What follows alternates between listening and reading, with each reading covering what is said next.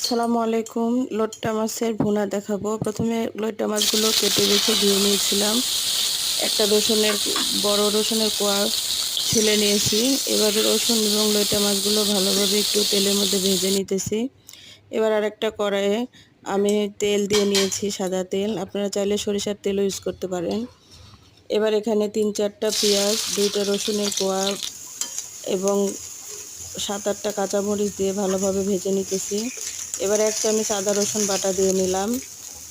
এখানে হাফ চামচ ধনিয়ার গুঁড়া, হাফ চামচ মরিচের গুঁড়া, হলুদের গুঁড়া হাফ চামচ এবং পরিমাণ মতো লবণ স্বাদ বুঝে দিয়ে ভালোভাবে কষিয়ে নিলাম পানি দিয়ে।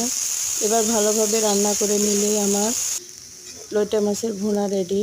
একটু সময় নিয়ে করতে হবে, তাহলে খেতে ভালো লাগবে।